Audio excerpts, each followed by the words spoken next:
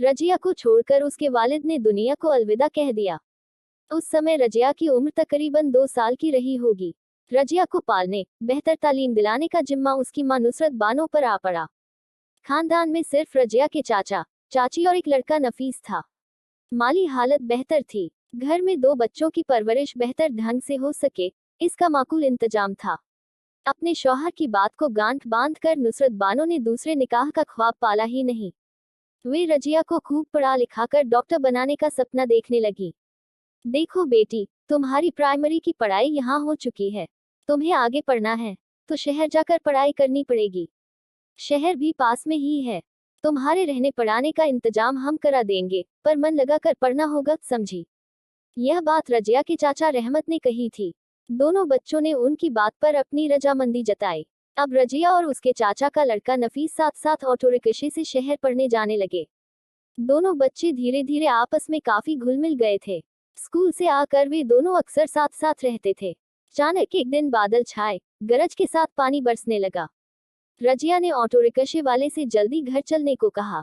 इस पर auto rickshaw वाले ने कुछ देर बरसात के थमने का इंतजार करने को कहा, पर रजिया नहीं मानी और जल्दी घर चलने की जिद करने लगी। भारी बारिश के बीच तेज रफ्तार से चल रहा ऑटो रिक्शा अचानक एक मोड़ पर आकर पलट गया। ड्राइवर ऑटो रिक्शा वहीं छोड़कर भाग गया। रजिया ऑटो रिक्शा के बीच फंस गई, जबकि नफीस ये हादसा होते ही उछलकर दूर जा गिरा। उसने बहादुरी से पीछे आ रहे अनजान मोटरसाइकिल वाले की मदद से ऑटो रिक्शे में फंसी रजिया को बाहर निकाला। मामूली चोट है, उसे 2-3 दिन अस्पताल में रहना होगा, डॉक्टर ने कहा। ठीक है, आप भर्ती कर ले डॉक्टर साहब, रजिया के चाचा रहमत ने कहा। नफीस अपने परिवार वालों के साथ रजिया की तीमारदारी में लग गया। परिवार वाले दोनों के प्यार को देखकर खुश होते। नफीस, अब तुम सो जाओ, रात ज्यादा हो गई है। मुझे जब नींद आ जाएगी तो मैं भी सो जाऊंगी, रजिया ने कहा। नहीं, जब तक तुम्हें नींद नहीं आएगी तब तक मैं भी जागूंगा, नफीस बोला। नफीस ने रजिया की देखरेख में कोई कसर नहीं छोड़ी। उसकी इस खिदमत से रजिया उसे अब और ज्यादा चाहने लगी थी। अम्मी देखो, मैं और नफीस मेरिट में पास हो गए हैं। अम्मी यह सुनकर खुश हो गईं। थोड़ी देर के बाद वे बोली, अब तुम दोनों अलग अलग कॉलेज में पढ़ोगे। पर क्यों अम्मी, रजिया ने पूछा। तुम डॉक्टर की पढ़ाई करोगी और नफीस इंजीनियरिंग की। दोनों के अलग अलग कॉलेज हैं। अब तुम दोनों एक साथ थोड़े ही पढ़ पाओगे। नफीस के अब्बू उसे इंजीनियर बनाना चाहते हैं। हाँ, पर रहोगे एक ही शहर में, अम्मी ने रजिया को प्यार से समझाया। ठीक है अम्मी, रजिया ने छोटा सा जवाब दिया। उन दोनों का अलग अलग कॉलेज में दाखिला हो गया। दाखिला मिलते ही वे दोनों अलग अलग हॉस्टल में रहने लगे। एक रात अचानक 11 बजे नफीस के मोबाइल फोन की घंटी बजी। नफीस, सो गए क्या, रजिया ने पूछा। नहीं रजिया, तुम्हारी याद मुझे बेचैन कर रही है। साथ ही अम्मी अब्बू और बड़ी अम्मी की याद भी आ रही है, कहकर नफीस सिसक उठा। जो हाल तुम्हारा है वही हाल मेरा भी है। कैसे बताऊं कि दिन रात तुम्हारे बिना कैसे गुजर रहे हैं, रजिया बोली। वे दोनों बहुत देर तक बातें करते रहे और फिर शब्बा खैर कहकर सो गए। मैडम, यह मेरे देवर का लड़का नफीस है। अब तक इन दोनों बच्चों ने साथ साथ खेलकूद कर पढ़ाई की है। अब ये परिवार से दूर अलग अलग रहेंगे। अगर नफीस अपनी बहन से मिलने आता है तो इसे आप मिलने की इजाजत दे दें। इस बाबत आप वार्डन को भी बता दें तो आपकी मेहरबानी होगी, रजिया की अम्मी ने कॉलेज की प्रिंसिपल से कहा। ठीक है, पर हफ्ते में सिर्फ छुट्टी के दिन रविवार को ही मिल सकते हैं, प्रिंसिपल ने कहा। जी ठीक है, हमें मंजूर है। रविवार का इंतजार करना नफीस को भारी पड़ता था।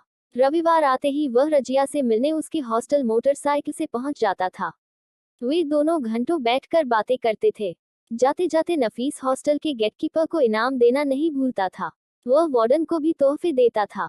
एक बार नफीस अपने दोस्त के साथ रजिया से मिलने पहुंचा और बोला, रजिया, यह मेरा दोस्त अमान है। हम दोनों एक ही कमरे में रहते हैं। अच्छा, आप कहाँ के रहने वाले हैं, रजिया ने अमान से पूछा। जी, आपके गांव के पास का। इस तरह नफीस ने अमान का परिचय कराकर उसकी खूब तारीफ की। अब तो अमान भी रजिया से मिलने नफीस के साथ आ जाता था। वे एक दूसरे से इतने घुल मिल गए जैसे बरसों की पहचान हो। रजिया, क्या तुम नफीस को चाहती हो, अमान ने अकेले में रजिया से पूछा। हाँ, कोई शक, रजिया बोली। नहीं, अमान ने कहा। अमान इस फैसले पर नहीं पहुंच पा रहा था कि उनका प्यार दोनों भाई बहन जैसा था या प्रेमी प्रेमिका जैसा। समय का पहिया घूमा। रजिया के एक तरफा प्यार में डूबा अमान उसे पा लेने के सपने संजोने लगा। इम्तिहान खत्म हो गए थे। बुलावे पर रजिया की माँ उसे घर में अपने देवर के भरोसे छोड़कर मायके चली गई थी। टेलीविजन देखने के बहाने नफीस देर रात तक रजिया के कमरे में रहा। ज्यादा रात होने पर रजिया ने कहा, तुम यहीं बाहर बरामदे में सो जाओ, मुझे अकेले में डर लगता है। नफीस बरामदे में अपना बिस्तर डालकर सोने की कोशिश करने लगा, पर आंखों में नींद कहाँ। वो तो रजिया के प्यार के सपने बुनने लगा था। रात बीतती जा रही थी। नफीस को अचानक अंदर से रजिया के कराहने की आवाज आई। वो बिस्तर से उठ बैठा।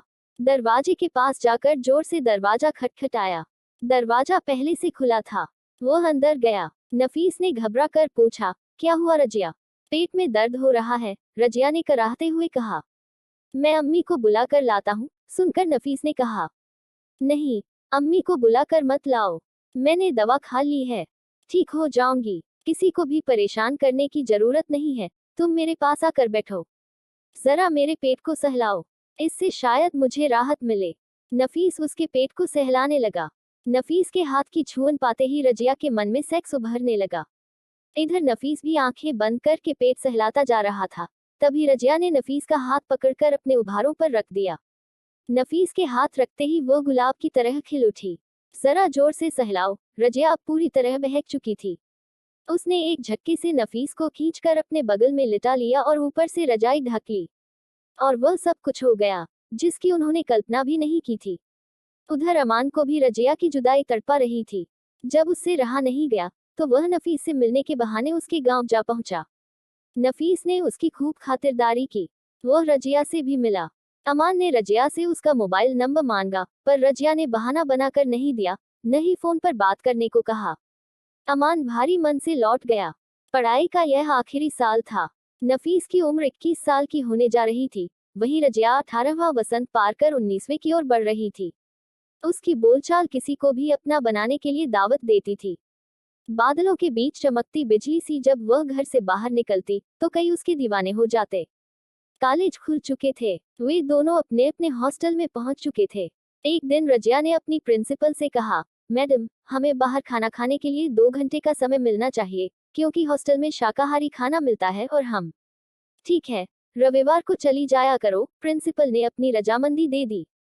इसके बाद नफीस और रजिया मोटरसाइकिल पर सवार होकर एक होटल पहुंच गए। नफीस ने पहले ही वहां एक कमरा बुक करा रखा था। अब तो सिलसिला चल पड़ा और वे दोनों अपने तन की प्यास बुझाने होटल आ जाते थे। एक दिन अमान भी होटल में नफीस और रजिया को देखकर पहुंच गया। मैनेजर, अभी अभी एक लड़का और एक लड़की आपके होटल में आए हैं। वे किस कमरे में ठहरे हैं? अमान ने पूछा। मुझे पता नहीं, कई लोग आते जाते हैं, आप खुद देख लो, मैनेजर ने कहा।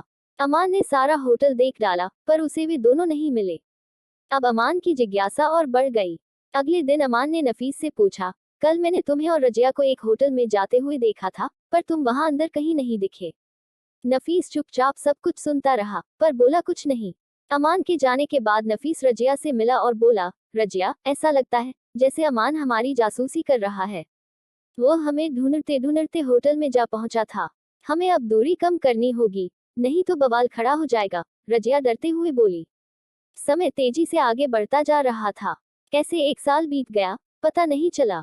अमान ने सोचा कि अगर रजिया को पाना है तो नफीस से दोस्ती बनाकर रखनी होगी। इम्तिहान शुरू हो गए थे। आज रजिया का आखिरी पेपर था। दूसरे दिन घर वापस आना था। अमान का रजिया से मिलने का सपना टूटने लगा। प्यार से बेखबर रजिया के पेट में नफीस का 4 महीने का बच्चा पल रहा था। कहा गया है कि आदमी जोश में होश खो बैठता है। डॉक्टरी की पढ़ाई करने के बाद भी रजिया अपना बचाव नहीं कर पाई। मेरी बात ध्यान से सुनिए। अगर आपने पेट गिराने की कोशिश की तो लड़की की जान जा सकती है। आगे आप जाने। आप मरीज को घर ले जाए, डॉक्टर ने रजिया का मुआयना करके कहा। डॉक्टर की बात सुनकर रजिया की अम्मी, चाचा चाची सकते में आ गए। रजिया को घर ले आए। सभी ने रजिया से पूछा कि किसका पाप पेट में पल रहा है, पर वह खामोश रही, आंसू बहाती रही। नफीस पर कोई शक नहीं कर रहा था। बात धीरे धीरे गांव में फैल गई। हर किसी की जबान पर रजिया का नाम था। अगर उसे शहर में पढ़ने को नहीं भेजते तो ऐसा नहीं होता। अमान पर शक की सुई घूमी, उससे ही निकाह कर दिया जाए। एक रिश्तेदार कासिद को उसके घर भेजा गया, पर वह पैगाम लेकर खाली हाथ लौटा। गांव की जमात इकट्ठा हुई। पंचायत बैठी। मौलाना ने सबके सामने खत पढ़कर सुनाने को कहा। लिखा था, आपकी जमात का पैगाम मिला, पर हम एक बेहया और बदचलन लड़की से अपने लड़के का निकाह करके खानदान पर दाग नहीं लगाना चाहते। न जाने किस कौम की नाजायज औलाद पाल रखी है उसने। मौलाना कुछ देर खामोश बैठे रहे। कुछ सोचने के बाद मौलाना ने अपना फैसला सुनाया। बात सही लिखी है। जमात आज से इनका हुक्का पानी बंद करती है। जमात का कोई भी शख्स इनसे कोई ताल्लुक नहीं रखेगा। लड़की को फौरन गांव से बाहर कर दिया जाए। मोहब्बत करने चली थी, मजहब के उसूलों का जरा भी ख्याल नहीं आया उसे। यही मोहब्बत करने वालों की सजा है। मौलाना का मोहब्बत पर फतवा सुनकर रजिया का खानदान सहम गया। जमात उठ गई। रजिया के घर मायूसी पसरी थी। रात में सभी फिक्र में डूबे थे। जब सुबह आंख खुली तो रजिया को न पाकर सब उसकी खोजखबर लेने लगे। नफीस और रजिया मौलाना के फतवे को ठोकर मारते हुए दूर निकल गए थे, अपनी जिंदगी की नई शुरुआत करने के लिए। आपको हकानी अच्छी लगी हो तो इस चैनल को दुआ प्यार दीजिए। धन्यवाद।